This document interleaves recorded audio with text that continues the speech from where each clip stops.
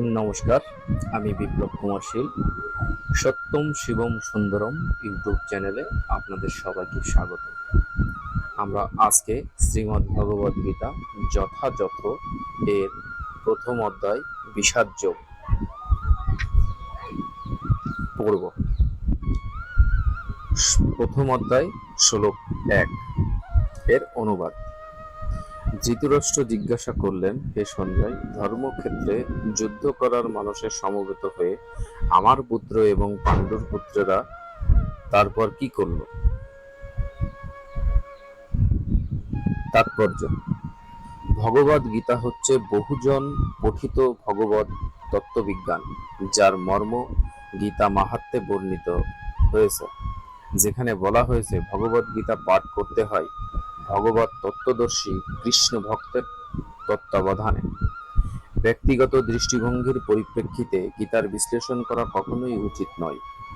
গীতার যথাযথ অর্থ উপলব্ধি করার দৃষ্টান্ত ভগবদ গীতায় আমাদের সামনে তুলে ধরেছে অর্জুনের মাধ্যমে, যিনি স্বয়ং ভগবানের কাছ থেকে সরাসরিভাবে এই গীতার জ্ঞান লাভ করেছিলেন। অর্জুন ঠিক যেভাবে গীতার মর্ম উপলব্ধি করেছিলেন, ঠিক সেই দৃষ্টিভঙ্গি ও মনোবৃত্তি নিয়ে সকলেরই গীতা পাঠ করা উচিত।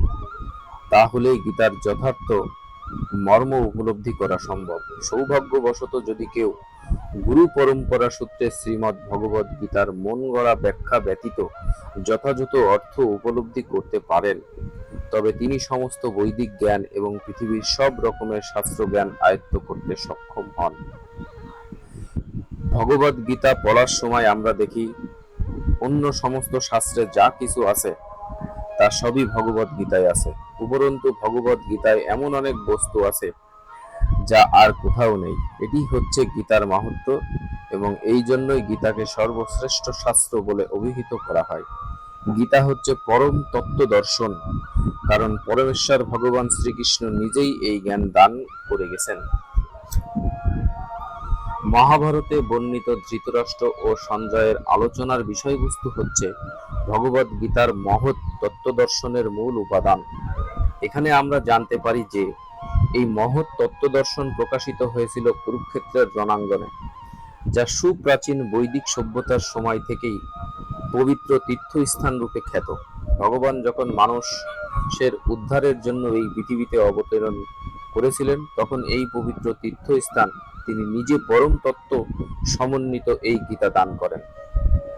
এই শ্লোকে ধর্মক্ষেত্র শব্দটি খুবই তাৎপর্যপূর্ণ, কারণ কুরুক্ষেত্রের যুদ্ধক্ষেত্রে ভগবান শ্রীকৃষ্ণ অর্জুন তথা পাণ্ডবদের পক্ষ ছিলেন। দুর্যোধন আদি কৌরবদের পিতা ধৃতরাষ্ট্র তার পুত্রদের বিজয় সম্ভাবনা সম্বন্ধে অত্যন্ত সন্দিগ্ধ হয়ে পড়েছিলেন। দ্বিধাগ্রস্ত চিত্তে তাই তিনি সঞ্জয়কে জিজ্ঞাসা করেছিলেন, আমার পুত্র ও পাণ্ডুর পুত্রেরা তারপর কি করল? তিনি নিশ্চিত ছিলেন যে তার পুত্র ও পাণ্ডব পুত্রেরা কুরুক্ষেত্রের বিস্তীর্ণ ভূমিতে যুদ্ধ করার জন্য সমবেত হয়েছিলেন, কিন্তু তবুও তার অনুসন্ধানটি ছিল তাৎপর্যপূর্ণ। তিনি চাননি যে পাণ্ডব ও কৌরবের মধ্যে কোনো আপোষ মীমাংসা হোক, কিন্তু তিনি চেয়েছিলেন যুদ্ধে তার পুত্রদের ভাগ্য সুনিশ্চিত হোক। তার কারণ হচ্ছে কুরুক্ষেত্রের পুণ্যতীর্থে এই যুদ্ধের আয়োজন হয়েছিল। বেদে বলা হয়েছে কুরুক্ষেত্র হচ্ছে অতি পবিত্র স্থান, যা দেবতারা পূজা করে থাকেন। তাই ধৃতরাষ্ট্র এই যুদ্ধের ফলাফলের উপর এই পবিত্র স্থানের প্রভাব সম্বন্ধে শঙ্কাকুল হয়ে পড়েছিলেন। তিনি খুব ভালোভাবে জানতেন যে অর্জুন এবং পাণ্ডুর অন্যান্য পুত্রের উপর এই পবিত্র স্থানের মঙ্গলময় প্রভাব সঞ্চারিত হবে, কারণ তারা সকলেই ছিলেন অত্যন্ত ধর্মপরায়ণ। সঞ্জয় ছিলেন ব্যাসদেবের শিষ্য, তাই ব্যাসদেবের আশীর্বাদে তিনি দিব্যচক্ষু প্রাপ্ত হন। তার ফলে তিনি ঘরে বসেই কুরুক্ষেত্রের সমস্ত ঘটনা দেখতে পাচ্ছিলেন। তাই ধৃতরাষ্ট্র তার যুদ্ধক্ষেত্রের পরিস্থিতি সম্পর্কে জিজ্ঞাসা করেন। পাণ্ডবেরা এবং ধৃতরাষ্ট্রের পুত্রেরা ছিলেন একই বংশজাত, কিন্তু ধৃতরাষ্ট্রের মনোভাব এখানে প্রকাশ পেয়েছে। তিনি কেবল তার পুত্রদেরই কৌরব বলে গণ্য করেন, পাণ্ডব পুত্রদের বংশগত উত্তরাধিকার থেকে বঞ্চিত করেছেন। এভাবে ভ্রাতুষ্পুত্র বা পাণ্ডুর পুত্রদের সঙ্গে সম্পর্কের মাধ্যমেই ধৃতরাষ্ট্রের বিশেষ দৃষ্টিভঙ্গি হৃদয়ঙ্গম করা যায়। ধান খেতে যেমন আগাছাগুলি তুলে ফেলে দেওয়া হয়, তেমনি ভগবদ গীতার সূচনা থেকেই আমরা দেখতে পাচ্ছি কুরুক্ষেত্রের রণাঙ্গনে ধর্মের প্রবর্তক ভগবান স্বয়ং উপস্থিত থেকে ধৃতরাষ্ট্রের পাপিষ্ঠ পুত্রদের সমূলে উৎপাটিত করে ধার্মিক যুধিষ্ঠির নেতৃত্বে ধর্মপরায়ণ মহাত্মাদের পুনঃপ্রতিষ্ঠা করার আয়োজন করেছেন। বৈদিক এবং ঐতিহাসিক গুরুত্ব ছাড়া তা সমগ্র গীতার তত্ত্বদর্শনের পরিপ্রেক্ষিতে ধর্মক্ষেত্র ও কুরুক্ষেত্র এই শব্দ দুইটি ব্যবহারের তাৎপর্য বুঝতে পারা যায়। শ্লোক 2 অনুবাদ। সঞ্জয় বললেন, হে রাজন, পাণ্ডবদের সৈন্য সজ্জা দর্শন করে রাজা দুর্যোধন দ্রোণাচার্যের কাছে গিয়ে বললেন। তাৎপর্য: ধৃতরাষ্ট্র ছিলেন জন্মান্ধ। দুর্ভাগ্যবশত তিনি পারমার্থিক তত্ত্বদর্শন থেকেও বঞ্চিত ছিলেন। তিনি ভালোভাবেই জানতেন যে ধর্মের ব্যাপারে তার পুত্রেরাও ছিল তারই মতো অন্ধ, এবং তিনি নিশ্চিত ছিলেন যে তার পাপিষ্ঠ পুত্ররা পাণ্ডবদের সঙ্গে কোনো রকম আপোষ মীমাংসা করতে সক্ষম হবে না, কারণ পাণ্ডবরা সকলেই জন্ম থেকে অত্যন্ত ধর্মপরায়ণ ছিলেন। তবুও তিনি ধর্মক্ষেত্র কুরুক্ষেত্রের প্রভাব সম্বন্ধে সন্দিগ্ধ ছিলেন। যুদ্ধক্ষেত্রে পরিস্থিতি সম্বন্ধে ধৃতরাষ্ট্রের এই প্রশ্ন করার প্রকৃত উদ্দেশ্য সঞ্জয় বুঝতে পেরেছিলেন। তাই তিনি নৈরাশ্যগ্রস্ত রাজাকে সাবধান করে দিয়ে বলেছিলেন, এই পবিত্র ধর্মক্ষেত্রের প্রভাবের ফলে তার সন্তানেরা পাণ্ডবদের সঙ্গে কোনো রকম আপোষ মীমাংসা করতে সক্ষম হবে না।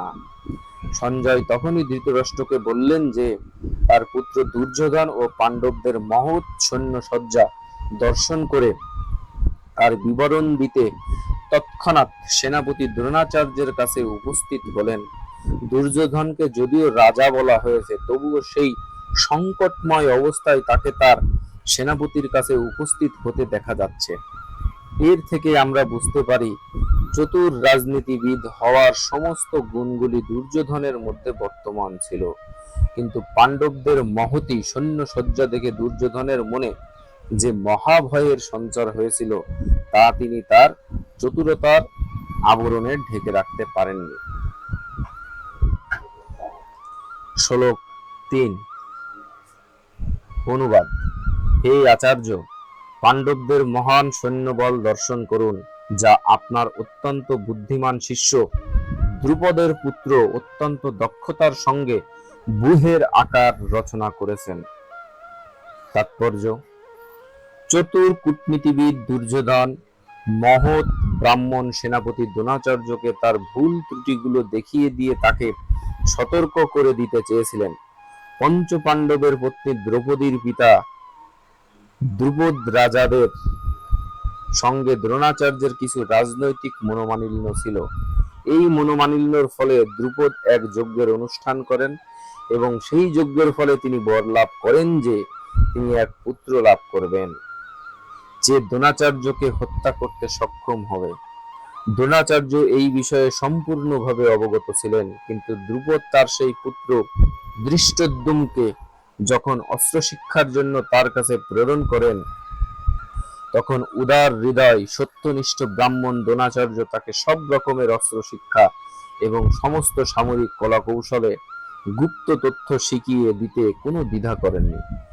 এখন কুরুক্ষেত্রের যুদ্ধক্ষেত্রে ধৃষ্টদ্যুম্ন পাণ্ডবদের পক্ষে যোগদান করেন এবং পাণ্ডবদের সৈন্য সজ্জা তিনি পরিচালনা করেন, যেই শিক্ষা তিনি দ্রোণাচার্যের কাছ থেকেই পেয়েছিলেন। দ্রোণাচার্যের এই ত্রুটির কথা দুর্যোধন তাকে স্মরণ করিয়ে দিলেন, যাতে তিনি পূর্ণ সতর্কতা ও অনমনীয় দৃঢ়তার সঙ্গে যুদ্ধ করেন।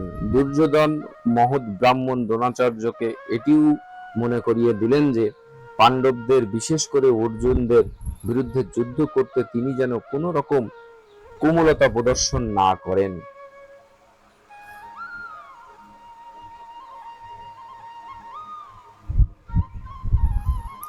কারণ তারাও সকলে তার প্রিয় শিষ্য। বিশেষত অর্জুন ছিলেন সবচেয়ে প্রিয় মেধাবী শিষ্য। দুর্যোধন সতর্ক করে দিতে চেয়েছিলেন যে এই ধরনের কোমলতা প্রকাশ পেলে যুদ্ধে অবধারিতভাবে পরাজয় হয়। শ্লোক 4-6 অনুবাদ। যেই সমস্ত সেনাদের মধ্যে অনেকে ভীম ও অর্জুনের মতো বীর ধনুর্ধারী রয়েছেন এবং যজুর্ধান বিরাট দ্রুপদের মতো মহাযোদ্ধা রয়েছেন, সেখানে দৃষ্টকেতু, চেকিতান, কাশিরাজ, পুরুজিৎ, কুন্তিভোজ ও সব্যের মতো অত্যন্ত বলবান যোদ্ধারাও রয়েছেন। সেখানে রয়েছেন অত্যন্ত বলবান যুধামন্যু, প্রবল পরাক্রমশালী উত্তমৌজা, সুভদ্রার পুত্র এবং দ্রৌপদীর পুত্রগণ। এই সব যোদ্ধারা সকলেই এক একজন মহারথী। তাৎপর্য: যদিও দ্রোণাচার্যের অসীম শৌর্য, বীর্য ও সামরিক কলা কৌশলের কাছে ধৃষ্টদ্যুম্ন ছিলেন এক অতি নগণ্য প্রতিবন্ধক এবং তার ভয়ে ভীত হবার কোনো কারণ ছিল না দ্রোণাচার্যের পক্ষে, কিন্তু ধৃষ্টদ্যুম্ন ছাড়াও পাণ্ডব পক্ষে অন্য অনেক রথী মহারথী ছিলেন যারা সত্যি সত্যিই ভয়ের কারণ হয়ে দাঁড়িয়েছিলেন। দুর্যোধনের পক্ষে সেই যুদ্ধ ভয়ের পথে তারা ছিলেন এক একটি দূরতিক্রম প্রতিবন্ধকের মতো, কারণ তারা সকলেই ছিলেন ভীম ও অর্জুনের মতো ভয়ঙ্কর। তাদের বীরত্বের কথা দুর্যোধন ভালোভাবেই জানতেন, তাই তিনি অন্যান্য রথী মহারথীদেরও ভীম ও অর্জুনের সঙ্গে তুলনা করেছেন। শ্লোক 7 অনুবাদ। হে দ্বিজোত্তম, আমাদের পক্ষে যে সমস্ত বিশিষ্ট সেনাপতি সামরিক শক্তি পরিচালনার জন্য রয়েছে, আপনার অবগতির জন্য আমি তাদের সম্বন্ধে বলছি। শ্লোক 8 অনুবাদ। সেখানে রয়েছে আপনার মতোই ব্যক্তিত্বশালী ভীষ্ম, কর্ণ, কৃপা, অশ্বত্থামা, বিকর্ণ, সোমদত্তের পুত্র ভূরিশ্রবা, যারা সর্বদা সংগ্রামে বিজয়ী হয়ে থাকেন। তাৎপর্য: পাণ্ডব পক্ষের রথী মহারথীদের বর্ণনা করবার পর দুর্যোধন তার সপক্ষে যে সমস্ত বীরেরা যোগদান করেছেন তাদের বর্ণনা করেছেন। বিকর্ণ হচ্ছেন দুর্যোধনের ভাই, অশ্বত্থামা হচ্ছেন দ্রোণাচার্যের পুত্র এবং সৌমদত্তি ও ভূরিশ্রবা হচ্ছেন বাল্মীকের রাজার ছেলে। কর্ণ ছিলেন অর্জুনের বৈপিত্রীয় ভ্রাতা, কেননা রাজা পাণ্ডবের সঙ্গে বিবাহ হবার আগেই কুন্তী দেবীর কোলে তার জন্ম হয়। কৃপাচার্যের যমজ ভগ্নীদ্বয়ের সাথে দ্রোণাচার্যের বিবাহ হয়। শ্লোক 9 অনুবাদ। এছাড়া আরো বহু সেনানায়ক রয়েছেন যারা আমার জন্য তাদের জীবন ত্যাগ করতে প্রস্তুত। তারা সকলেই নানা প্রকার অস্ত্রশস্ত্রে সজ্জিত এবং তারা সকলেই সামরিক বিজ্ঞানে বিশারদ। তাৎপর্য: অন্য আর যে সমস্ত বীরেরা দুর্যোধনের পক্ষে ছিলেন, যেমন জয়দ্রথ, কৃতবর্মা, শল্য আদি, এরা সকলেই দুর্যোধনের জন্য প্রাণ পর্যন্ত দিতে প্রস্তুত ছিলেন। এখানে স্পষ্টভাবে বুঝিয়ে দেওয়া হয়েছে যে পাপিষ্ঠ দুর্যোধনের পক্ষ অবলম্বন করার ফলে কুরুক্ষেত্রের রণাঙ্গনে এদের সকলেরই মৃত্যু অবধারিত ছিল। দুর্যোধনের কিন্তু দৃঢ় বিশ্বাস ছিল যে এই সমস্ত বীর পুঙ্গবেরা সপক্ষে থাকায় তার জয় অনিবার্য। শ্লোক 10 ও 11 অনুবাদ। আমাদের সৈন্যবল অপরিমিত এবং আমরা পিতামহ ভীষ্মের দ্বারা পূর্ণরূপে সুরক্ষিত, কিন্তু ভীমের দ্বারা সতর্কভাবে সুরক্ষিত পাণ্ডবদের শক্তি সীমিত।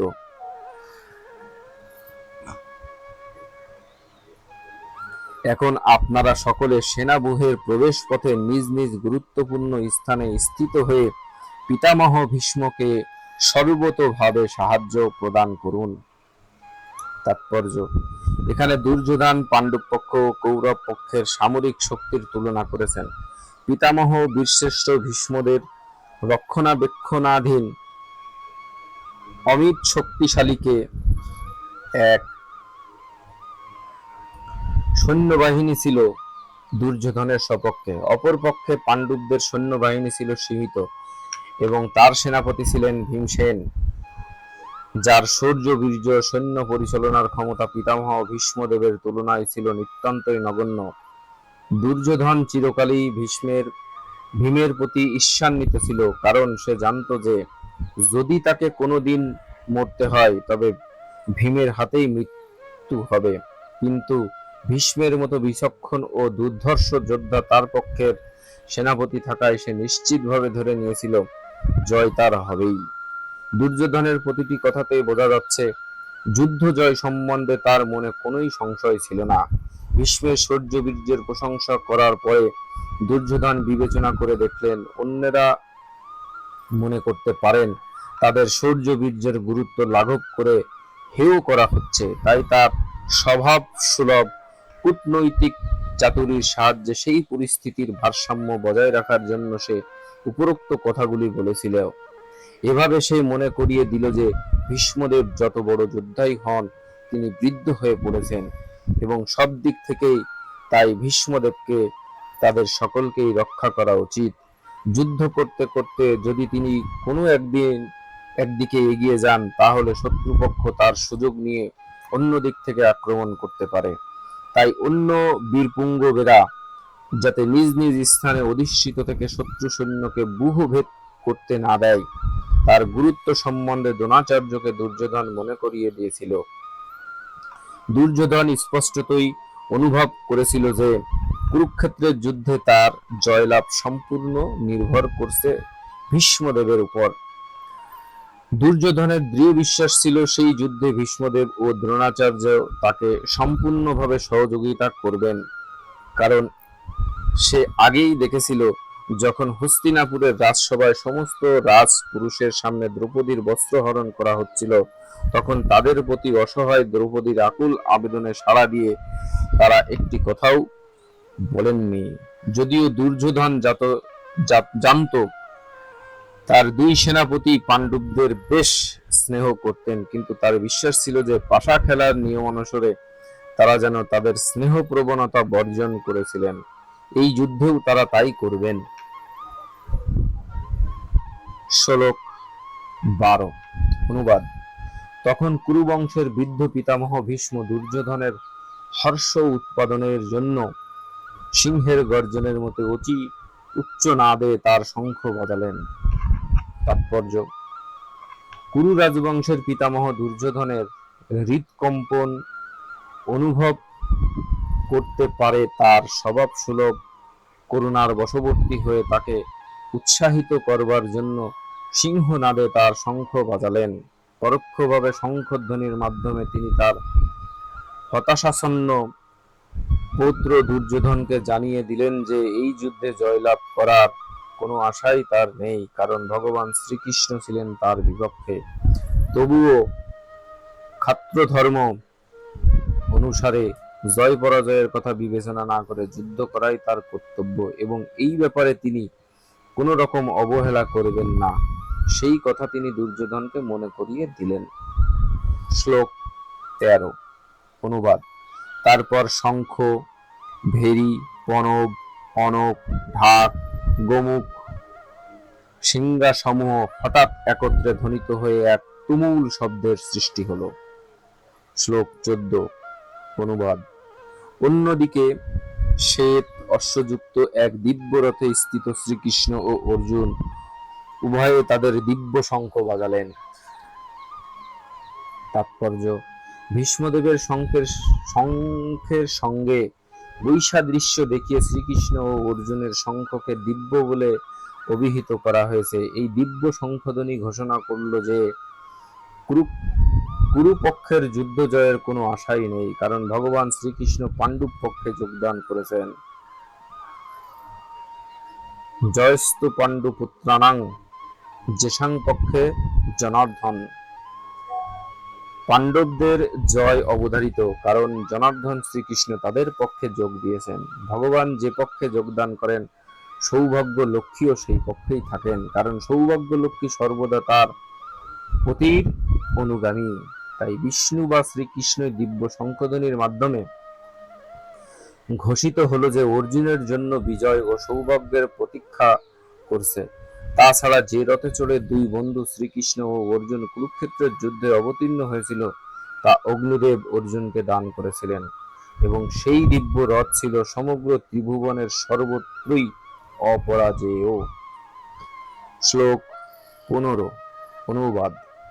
তখন শ্রীকৃষ্ণ পাঞ্চজন্য নামক তার শঙ্খ বাজালেন, অর্জুন বাজালেন তার দেবদত্তক নামক শঙ্খ, এবং বিপুল ভোজনপ্রিয় ও ভীমকর্মা ভীমসেন বাজালেন পৌন্দ্র নামক তার ভয়ঙ্কর শঙ্খ।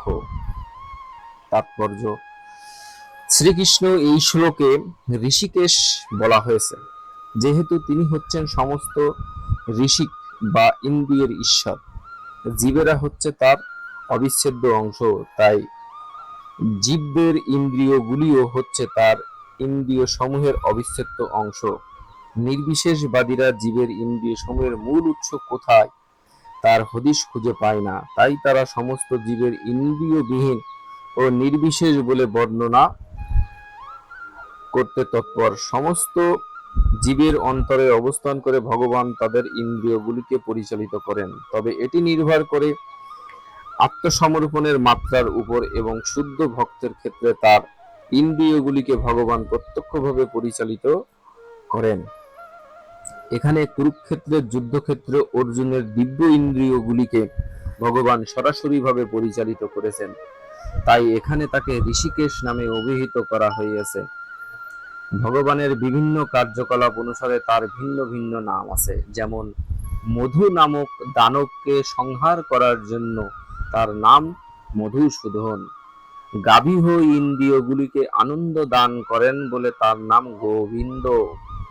বসুদেবের পুত্র রূপে অবতীর্ণ হয়েছিলেন বলে তার নাম বাসুদেব। দেবকীর সন্তান রূপে অবতীর্ণ হয়েছিলেন বলে তার নাম দেবকী নন্দন। বৃন্দাবনে যশোদার সন্তান রূপে তিনি তার বাল্যলীলা প্রদর্শন করেন বলে তার নাম যশোদানন্দন, এবং সখা অর্জুনের রথের সারথি হয়েছিলেন বলে তার নাম পার্থ সারথি। সেই রকম কুরুক্ষেত্রের রণাঙ্গনে অর্জুনের পরিচালনা করেছিলেন বলে তার নাম ঋষিকেশ। এখানে অর্জুনকে ধনঞ্জয় বলেও অভিহিত করা হয়েছে, কারণ বিভিন্ন যাগযজ্ঞের অনুষ্ঠান করার জন্য তিনি যুধিষ্ঠিরকে ধন সংগ্রহ করতে সাহায্য করতেন। তেমনি ভীমকে এখানে বৃকোদর বলা হয়েছে, কারণ যেমন তিনি হিড়িম্বা আদি দানবকে বধ করার মতো দুঃসাধ্য কাজ সাধন করতে পারেন, তেমনি তিনি প্রচুর পরিমাণে আহার করতে পারেন। সুতরাং পাণ্ডব পক্ষে ভগবান শ্রীকৃষ্ণ সহ বিভিন্ন ব্যক্তিরা যখন তাদের বিশেষ ধরনের শঙ্খ বাজালেন, সেই দিব্য শঙ্খধ্বনি তাদের সৈন্যদের অন্তরে অনুপ্রেরণা সঞ্চার করল। পক্ষান্তরে কৌরব পক্ষ আমরা কোন রকম শুভ লক্ষণের ইঙ্গিত পাই নাই। সেই পক্ষে পরম নিয়ান্ত ভগবান নাই, সৌভাগ্যের অধিষ্ঠাত্রী লক্ষ্মী দেবীও নাই। অতএব তাদের পক্ষে যে যুদ্ধ জয়ের কোনো আশাই ছিল না, তা পূর্বেই নির্ধারিত ছিল, এবং যুদ্ধের শুরুতেই শঙ্খধ্বনির মাধ্যমে সেই বার্তা ঘোষিত হলো। শ্লোক 16 থেকে 18 পর্যন্ত। অনুবাদ। কুন্তিপুত্র মহারাজ যুধিষ্ঠির অনন্ত বিজয় নামক শঙ্খ বাজালেন, এবং নকুল ও সহদেব বাজালেন সুঘোষ ও মণিপুষ্পক নামক শঙ্খ। হে মহারাজ, তখন মহান ধনুর্ধর কাশীরাজ, প্রবল যোদ্ধা শিখণ্ডী, দৃষ্টদ্যুম্ন, বিরাট, অপরাজিত সাত্যকী, দ্রুপদ, দ্রৌপদীর পুত্রগণ, সুভদ্রার মহাবলবান পুত্র এবং অন্য সকলে তাদের নিজ নিজ পৃথক শঙ্খ বাজালেন। তাৎপর্য: সঞ্জয় সুকৌশলে ধৃতরাষ্ট্রকে জানিয়ে দিলেন যে পাণ্ডুপুত্রের প্রতারণা করে তার নিজের ছেলেদের সিংহাসনে বসাবার দুরভিসন্ধি করাটা তার পক্ষে মোটেও প্রশংসনীয় কাজ হয়নি। চারদিক থেকে ইঙ্গিত পাওয়া যাচ্ছিল যে কুরু বংশ সমূলে বিনাশ হবে, এবং পিতামহ ভীষ্ম থেকে শুরু করে অভিমন্যু আদি পুত্ররা সকলেই যুদ্ধে নিহত হবেন। পৃথিবীর নানা দেশ থেকে উপস্থিত রাজা মহারাজারা ও রথী সারথীরা সকলেই নিহত হবেন। এই বিপর্যয়ের মূল কারণ ছিল মহারাজ ধৃতরাষ্ট্র স্বয়ং, কারণ তার পুত্রদের দুষ্কর্মে তিনি কখনো কোনো রকম বাধা দেননি, উপরন্তু তাদের সব রকম দুষ্কর্মে তিনি অনুপ্রেরণা জুগিয়েছেন।